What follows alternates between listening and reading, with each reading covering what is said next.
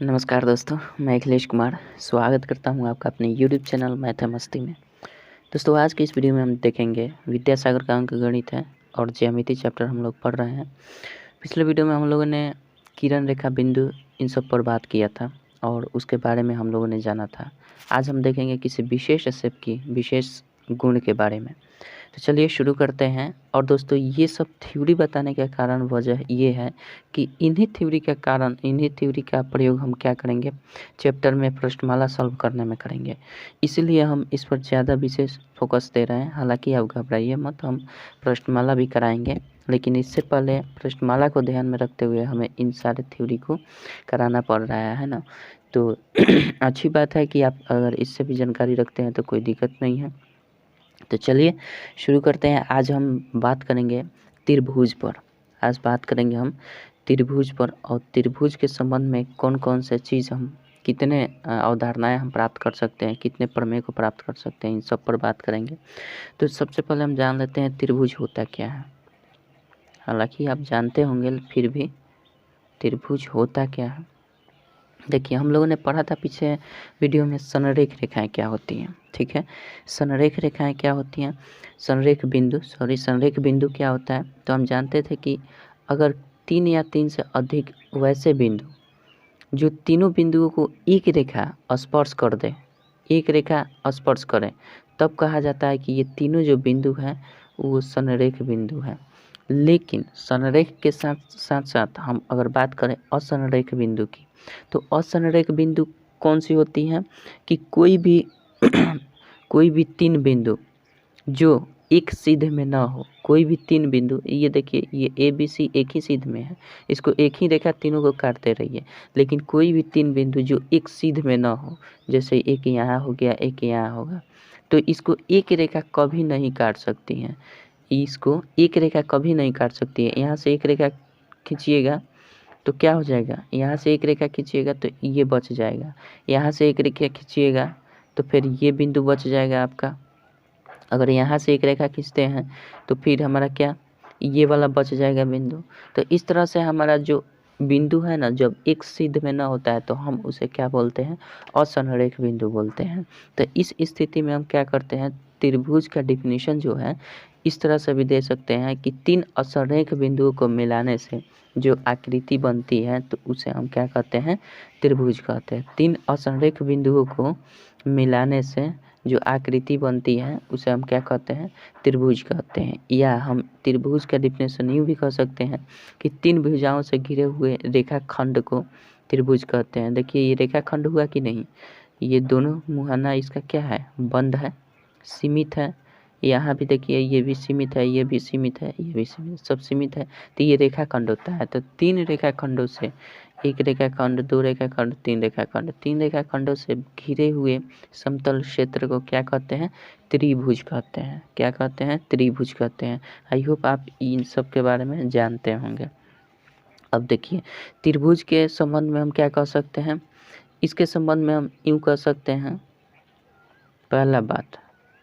पहली बात हम क्या कह सकते हैं कि त्रिभुज में 3 भुजाएं होते हैं। त्रिभुज में 3 भुजा होता है। कौन कौन से भुजा क्या होता है, यही भुजा होता है जिन रेखाखंडों से त्रिभुज की आकृति बनती है, जिन रेखाखंडों से त्रिभुज की आकृति बनती है उन्हीं रेखाखंडों को हम क्या कहते हैं, भुजा कहते हैं। ठीक है, तो इसको हम भुजा भी कहते हैं, खाने वाला भुजा नहीं है ना, इसको हम भुजा भी कहते हैं, इसको भी भुजा कहेंगे, इसको भी भुजा। तो भुजा की संख्या कितनी होती है त्रिभुज में, 3 होती हैं। अच्छा, दूसरी बात कि अगर हम बात करें कि त्रिभुज में शीर्ष बिंदु कितने होते हैं, तो शीर्ष बिंदु 3 ही होते हैं, 3 शीर्ष होते हैं, ये भी कह सकते हैं, कोई दिक्कत नहीं है। शीर्ष कौन होता है, शीर्ष कौन होता है जहाँ कोण बनता है। तो ये देखिए 2 रेखाखंडों से जहाँ कोण बनता है वो बिंदु जो होता है शीर्ष होता है। तो ये शीर्ष 1 हुआ, 1 2 और ये 3, ये 3 शीर्ष होते हैं। और तीसरी बात, त्रिभुज में कितने कोण होते हैं, तो त्रिभुज में 1 कोण, 2 कोण, 3 कोण। त्रिभुज में कितने कोण होते हैं, त्रिभुज में 3 कोण होते हैं, कोई दिक्कत नहीं है। ये तो आप जानते होंगे, ये तो बहुत छोटी सी बात है। 3 भुजा होता है, 3 शीर्ष होता है, 3 कोण होता है। कोई दिक्कत नहीं है।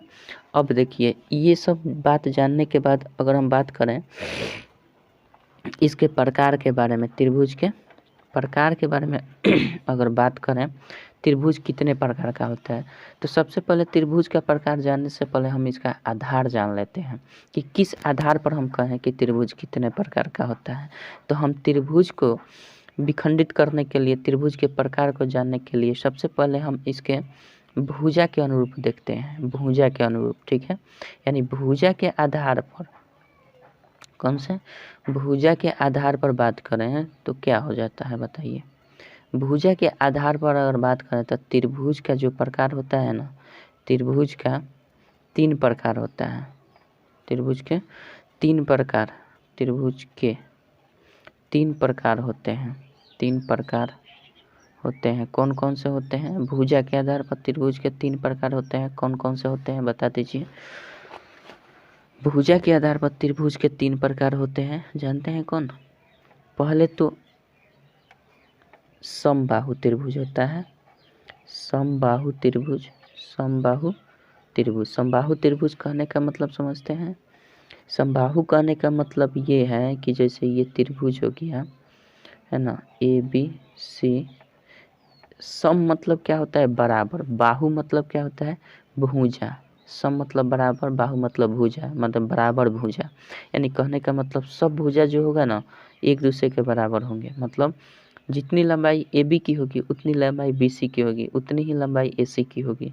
या यूँ हम कह सकते हैं अगर ये एक है तो ये भी एक होगा, ये भी एक होगा, कोई दिक्कत नहीं है। तो इसको हम क्या बोलते हैं? समबाहु त्रिभुज। क्या बोलते हैं? समबाहु त्रिभुज। अच्छा, यहाँ लाते हैं दूसरा जो प्रकार होगा त्रिभुज का, उसको हम बोलते हैं विषम बाहु। क्या बोलते हैं? विषम बाहु। विषम बाहु का मतलब समझते हैं? विषम मतलब बराबर नहीं, और बाहु मतलब भुजा, मतलब बराबर नहीं भुजा। इसका मतलब क्या होता है कि अगर कोई त्रिभुज है तो इसमें देखिए, हालांकि शेप जो मैंने बनाया है लग रहा है कि तीनों भुजा बराबर है ना, लेकिन ऐसा नहीं है।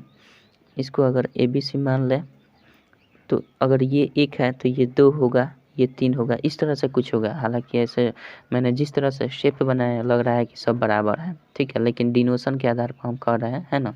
इसकी लंबाई 1 है, इसकी 2 है, इसकी 3 मान लिए हैं, तो इस तरह से हमारा क्या हो जाएगा? ये विषम बाहु हो जाएगा, ठीक है। चलिए, तीसरा जो होता है, तो जिस त्रिभुज की तीनों भुजाएं आपस में बराबर ना हो, तीनों अलग अलग हो, तो उसे हम विषम बाहु कहते हैं। और जिस त्रिभुज की प्रत्येक भुजा बराबर हो, प्रत्येक भुजा समान हो, तो उसे हम क्या कहते हैं? समबाहु त्रिभुज कहते हैं। कोई दिक्कत? कोनो दिक्कत? चलिए आगे बढ़ते हैं। 3 नंबर हो जाता है समद्विबाहु त्रिभुज। कौन? समद्विबाहु त्रिभुज। समद्विबाहु त्रिभुज का मतलब समझ रहे हैं? समद्विबाहु त्रिभुज, इसका मतलब ये होता है कि जैसे ये ए बी सी हो गया, है ना। तो समद्विबाहु का मतलब ये 2 भुजा बराबर होगा और ये अलग होगा। जैसे अगर ये 1 है, ये 1 होगा, अगर ये 1 है तो ये भी 1 होगा, और ये 2 हो सकता है, 3 हो सकता है, जो भी हो सकता है। इसको समझने के लिए इस तरह से हम कर सकते हैं। तो हम क्या कहेंगे कि सम मतलब बराबर, द्वि मतलब 2, और बाहु मतलब भुजा, मतलब समान 2 भुजा। समान 2 भुजा मतलब 2 भुजा जो होगा ना वो समान होगा, और 1 भुजा जो होगा वो अलग होगा, इन दोनों से अलग होगा। तब हम क्या कहते हैं? वो त्रिभुज कौन सा हो जाता है? वो त्रिभुज हमारा हो जाता है समद्विबाहु।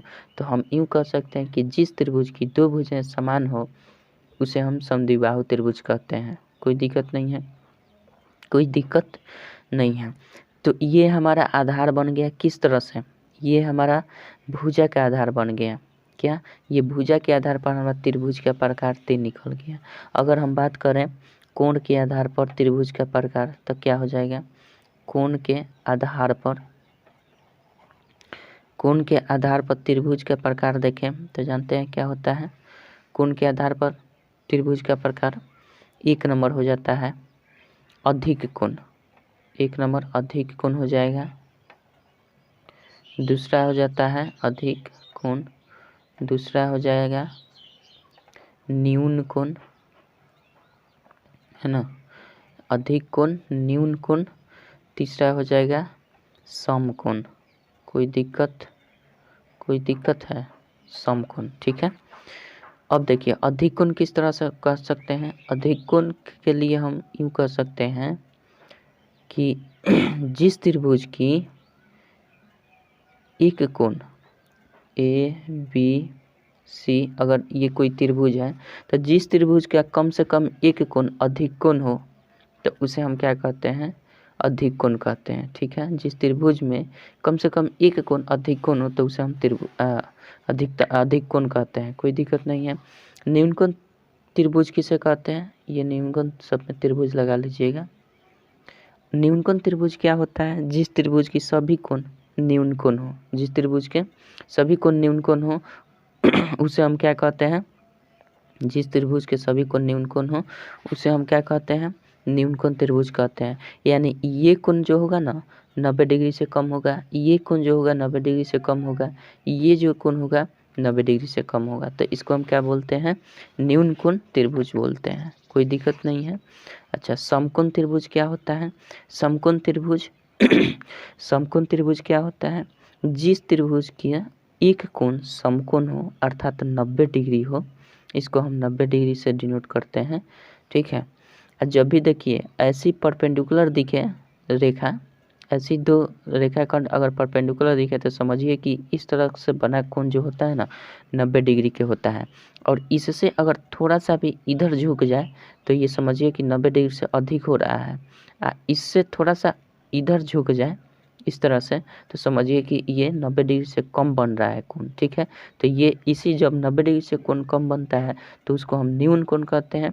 जब 90 डिग्री से अधिक कोण बनता है तो उसे हम अधिक कोण कहते हैं। और जो 90 डिग्री का बनता है वो समकोण त्रिभुज कहलाता है, समकोण कहलाता है। और इसी कोण का अगर हमें शेप दिख जाए किसी त्रिभुज में तो वही हो जाता है न्यून कोण, अधिक कोण और समकोण त्रिभुज। कोई दिक्कत नहीं होगा। चलिए, आई होप आप समझ रहे हैं। चलिए, तो ये रहा कोण के आधार पर अधिक कोण, न्यून कोण और समकोण त्रिभुज के ये सब प्रकार हैं, ठीक है। अब इसको हम मिटाते हैं और इसके हम फीचर्स को जानते हैं। अब इसके फीचर्स को हम जानते हैं कि आखिर अधिक कोण में, न्यून कोण में और समकोण में क्या ये गुण हो सकता है, क्या क्या गुण हो सकता है जिसे हमें याद रखना होगा, है ना। चलिए,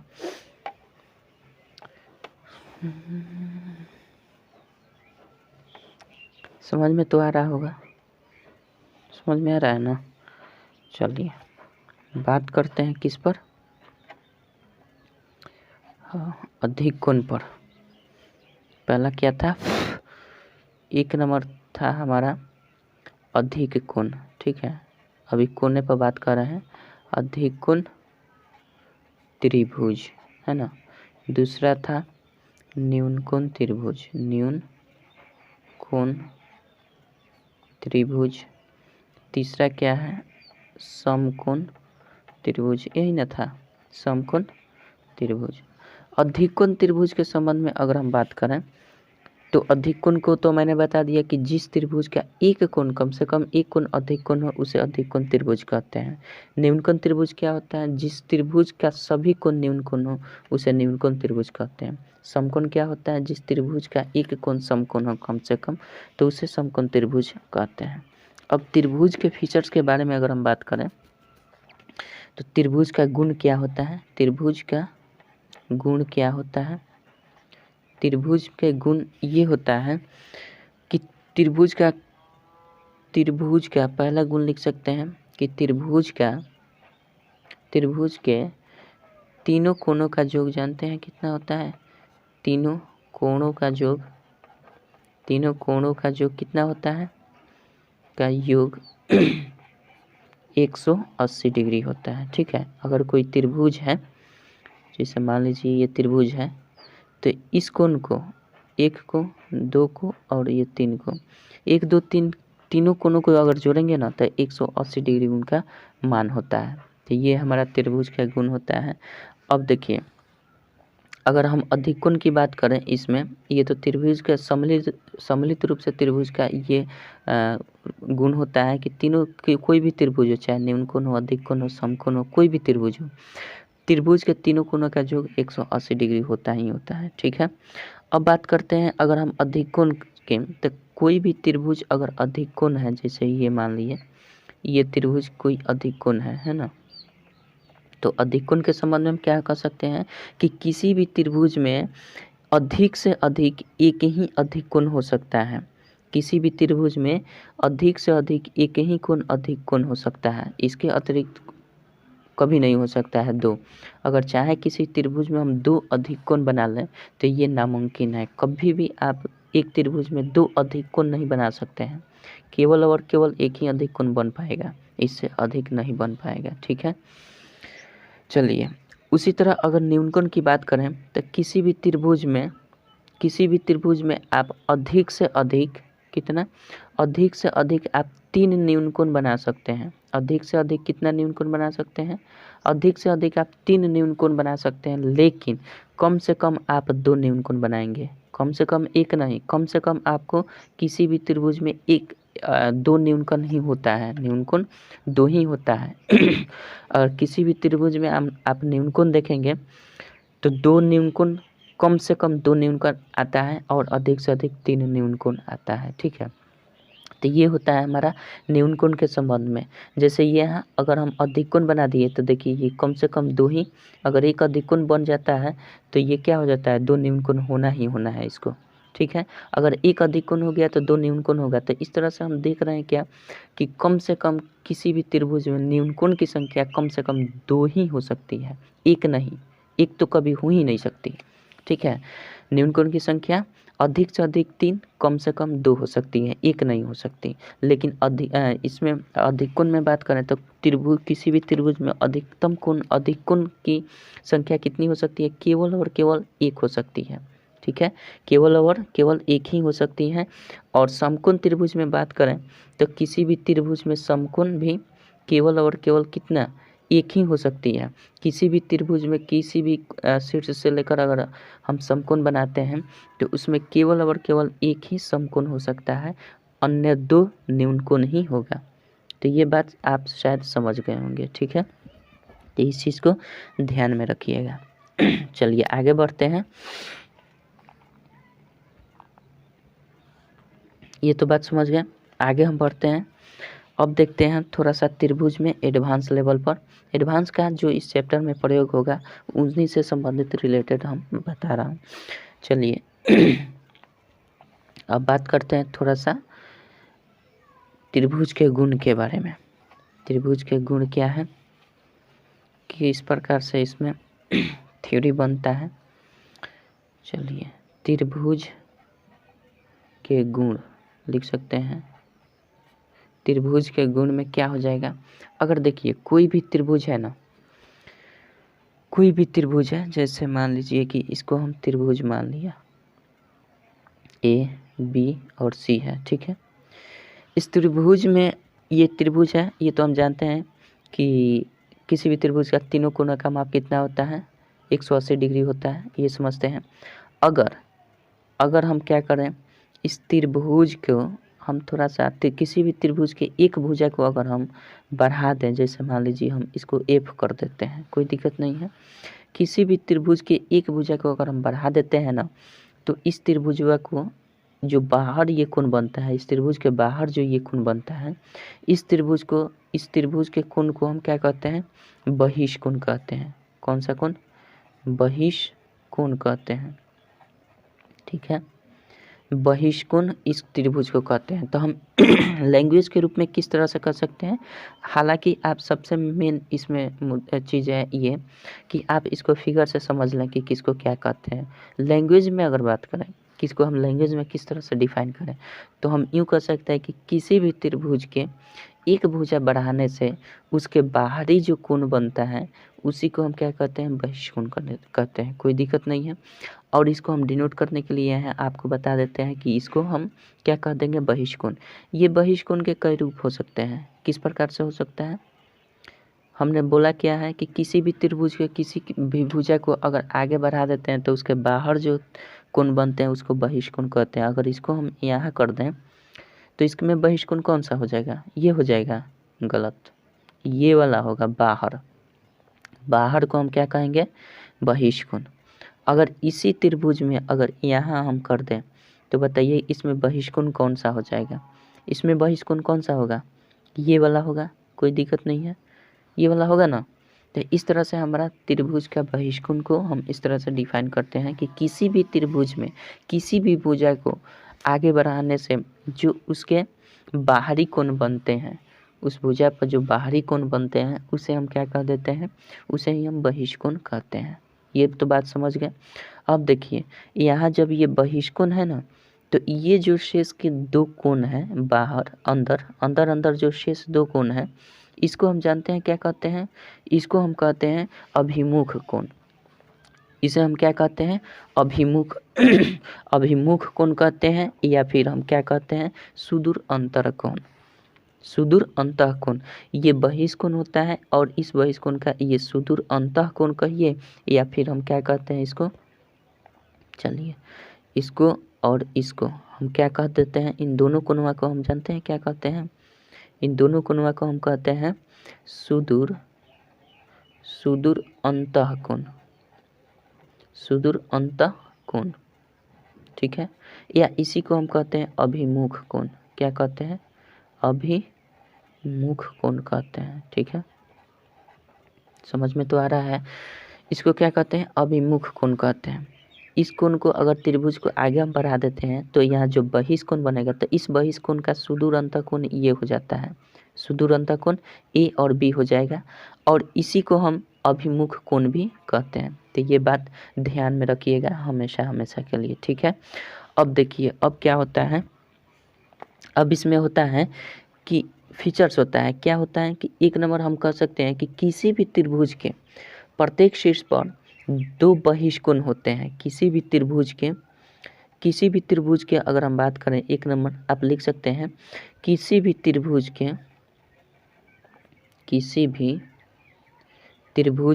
शीर्ष पर, किसी भी त्रिभुज के शीर्ष पर कितने बहिष्कोण हो सकते हैं। देखिए यहाँ हमने कितना बहिष्कोण बनाया है, एक बनाया है। किसी भी त्रिभुज के शीर्ष पर दो बहिष्कोण हो सकते हैं, दो बहिष्कोण हो सकते हैं, लिख सकते हैं आप, बहिष्कोण होते हैं या हो सकते हैं, ठीक है। किसी भी शीर्ष पर, किसी भी त्रिभुज के शीर्ष पर दो बहिष्कोण होते हैं। किस तरह से हम समझेंगे, ये देखिए ये हमारा त्रिभुज हो गया, ठीक है। ये क्या हुआ, हमारा त्रिभुज हो गया। इस अगर शीर्ष के त्रिभुज में कितने शीर्ष होते हैं, मैंने अभी बताया पीछे, त्रिभुज में कितने शीर्ष होते हैं बता दीजिए, 3 शीर्ष होता है ना, शीर्ष ए है, शीर्ष बी है, शीर्ष सी है, यही होता है। तो शीर्ष किसी भी त्रिभुज के एक शीर्ष पर दो क्या होते हैं, एक शीर्ष पर दो बहिष्कोण होते हैं। तो यहाँ से अगर इसको खींच दें तो इसका बहिष्कोण क्या हो जाता है बताइए हमको, इसका बहिष्कोण क्या हो जाएगा, ये बाहरी वाला कोण हो जाएगा, होगा ना।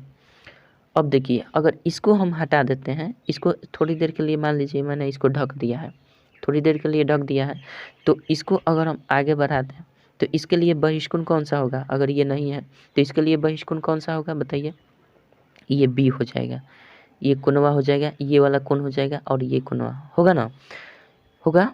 तो इस तरह से देखिए, तो शीर्ष एक है लेकिन इसमें बहिष्कोण कितने बन रहे हैं, दो बन रहे हैं, ये भी बहिष्कोण है, ये भी बहिष्कोण है, कोई दिक्कत नहीं है।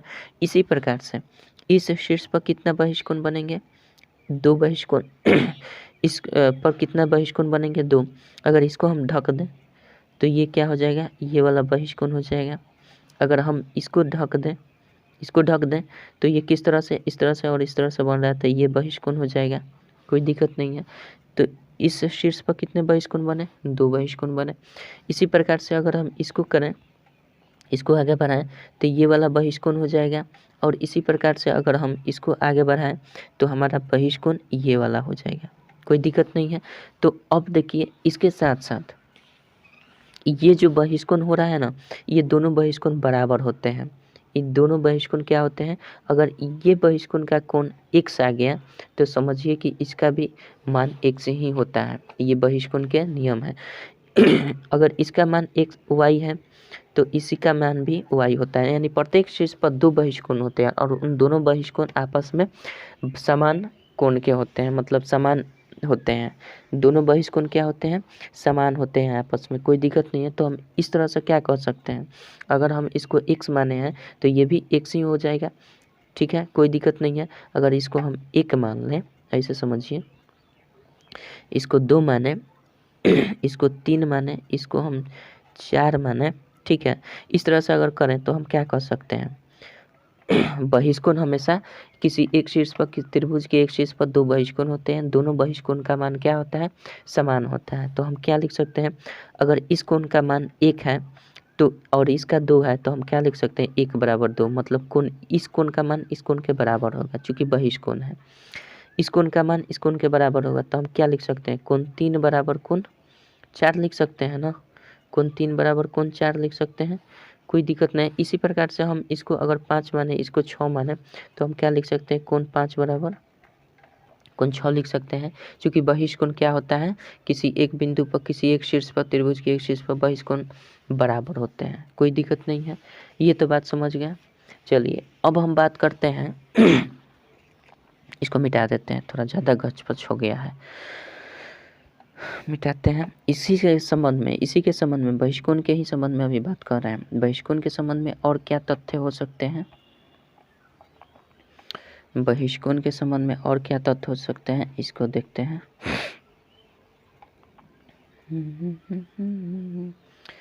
समझ में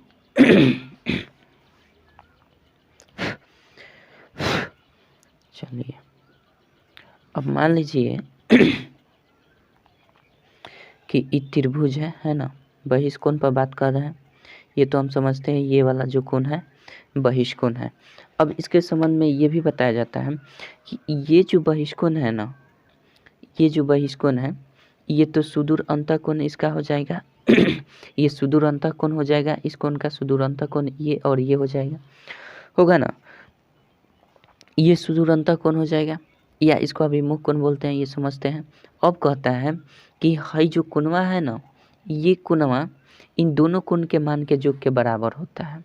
अगर मान लीजिए ये वाला कोण 1 है और ये 2 है और ये 3 है, तो हम क्या होता है कि किसी भी त्रिभुज के बहिष्कोण सुदूर अंतःकोणों के योग के बराबर होते हैं। तो हम क्या लिख सकते हैं बताइए, इसके संबंध में हम थ्योरी लिख सकते हैं क्या, कि किसी भी त्रिभुज चलिए लिख देते हैं,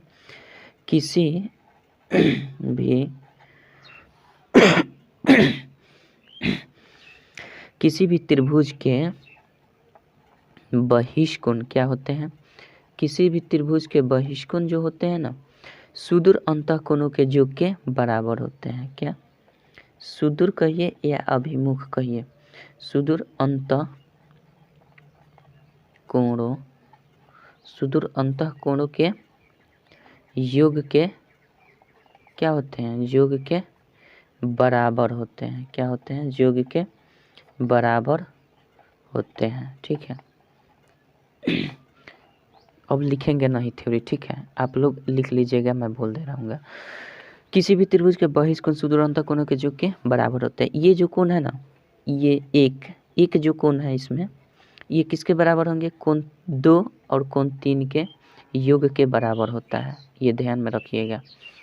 क्या हो जाएगा, कोण 1 जो होगा सुदूर अंतःकोण, बहिष्कोण सुदूर अंतःकोण के योग के बराबर होता है, ये याद रखिएगा।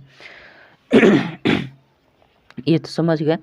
उसके बाद ये भी होता है कि अगर ये बहिष्कोण है, ये सुदूर अंतःकोण है, तो अगर 1 से 1 की तुलना करें, अगर इस बहिष्कोण की तुलना करें हम इस सुदूर अंतःकोण की एक कोण से, तो अगर 1 की तुलना करें 2 से, तो हमेशा क्या होता है, इस कोण का मान अकेले सिर्फ 2 से अधिक होता है, इस कोण का मान अकेले सिर्फ 3 से अधिक होता है। यूँ कह सकते हैं कि किसी भी त्रिभुज में बहिष्कोण का मान इसके एक अभिमुख कोण या इसके एक सुदूर अंतःकोण के से बड़ा होता है। किसी भी त्रिभुज के एक बहिष्कोण किसी भी त्रिभुज के बहिष्कोण इसके सुदूर सुदूर अंतः कोण के एक कोण के मान से हमेशा क्या होता है, बड़ा होता है।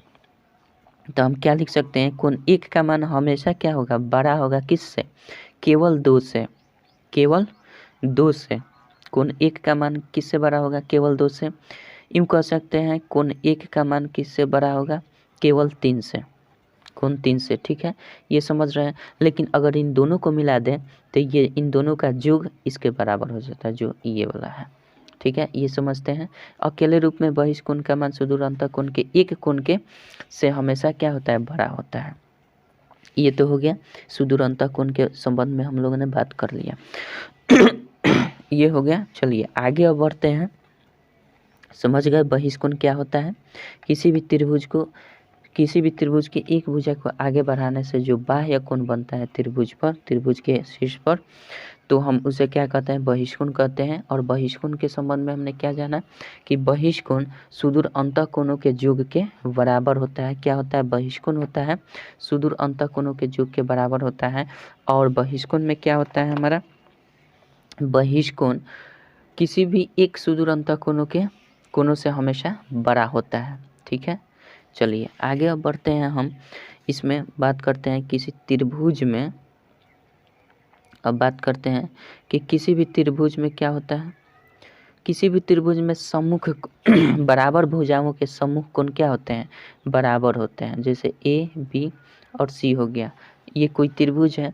तो कह रहा है कि कोई भी त्रिभुज का अगर दो भुजा आपस में बराबर है ना, तो इसके क्या होते हैं, इसके सम्मुख कोण जो होते हैं वो बराबर होते हैं। इसके सम्मुख कोण क्या होते हैं, बराबर होते हैं। जैसे हम इसमें क्या देख रहे हैं, ए बी बराबर क्या है बताइए, ए बी बराबर ए सी है ना, ए बी बराबर ए सी है।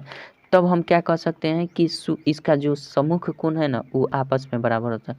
तो मान लीजिए ए बी का सम्मुख भुजा कौन सा होगा, ए बी का सम्मुख कोण कौन होगा, ए बी का सम्मुख कोण,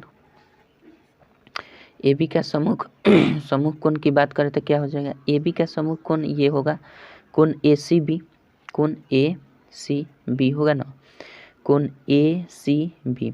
ए सी बी कहने का मतलब देखिए जो कोण बीच में होता है ना उसी का बोध हम कराते हैं, वो वही कोण में एक्चुअल में होता है। तो इसको कोण सी को लिखने के लिए हम क्या करते हैं, ए सी बी लिख सकते हैं या फिर बी सी ए बी लिख सकते हैं, कोई दिक्कत नहीं है। तो ए बी का सम्मुख कोण कौन है, ए बी का सम्मुख कोण क्या है, सी है। कोण सी भी कह सकते हैं या कोण ए सी भी कह सकते हैं। अब देखें ए सी क्या है, ए सी का सम्मुख कोण की बात करें तो क्या हो जाएगा, ए सी का सम्मुख कोण, ए सी का सम्मुख कोण ये वाला होगा। ए सी का सम्मुख क्या कोण क्या है, कौन सा होगा, ये वाला। तो यानी कोण ए बी सी ये क्या हो जाएगा, ये कोण हो जाएगा। तो कह रहा है कि अगर ए बी और ए सी आपस में बराबर हैं तो ये भी कोण क्या हो जाएंगे, आपस में बराबर हो जाएंगे, कोई दिक्कत नहीं है। यानी कोण हमारा क्या हो जाएगा, ए सी बी बराबर कोण ए बी सी हो जाएगा। ठीक है, कब, जब भुजा ए बी बराबर ए सी होगा तब।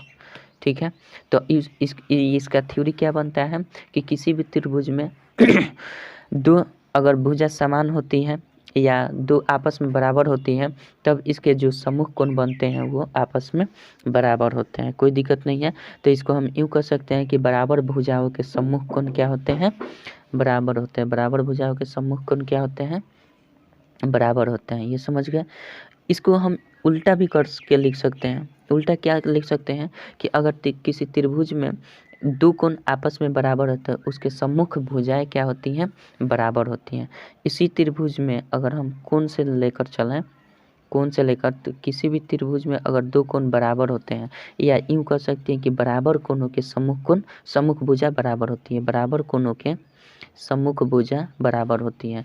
तो अगर मान लीजिए कि ये कोण और ये कोण आपस में बराबर हैं तो जाहिर सी बात है कि ये भुजा और ये भुजा आपस में बराबर होगी। क्यों, क्योंकि ये कोण का सम्मुख भुजा कौन है, इस कोण की अगर सम्मुख भुजा बात करें सामने की भुजा तो इस त्रिभुज के इस कोण की सामने की भुजा कौन सी है, ए सी है। और इस कोण के सामने की भुजा कौन सी है, ये वाला ए बी है। तो इस तरह से हम कह सकते हैं कि अगर इन दोनों कोणों का मान यानी कोण बी बराबर कोण सी हो अगर इस त्रिभुज में कोण बी बराबर कोण सी हो तो जाहिर सी बात है हमारा क्या हो जाएगा, कोण बी के लिए सम्मुख भुजा ए सी हो जाएगा, ए सी, और कोण सी के लिए सम्मुख भुजा ए बी हो जाएगा। ये क्या हो जाएंगे, दोनों आपस में बराबर होते हैं। ठीक है, अगर कोण बी बराबर कोण सी है तो बी के सम्मुख भुजा ए सी और कोण सी के सम्मुख भुजा ए बी आपस में बराबर होते हैं। तो ये चीज़ को आपको ध्यान में रखना होगा। ठीक है, आई होप समझ गए होंगे इस चीज़ को। रहने देते हैं दोस्तों, आज के इस वीडियो में बस इतना ही। फिर मिलेंगे अगले वीडियो में चतुर्भुज के साथ, और फिर उसमें प्रयास करेंगे चतुर्भुज और वृत्त को कवर करने का। तब तक के लिए जय हिंद।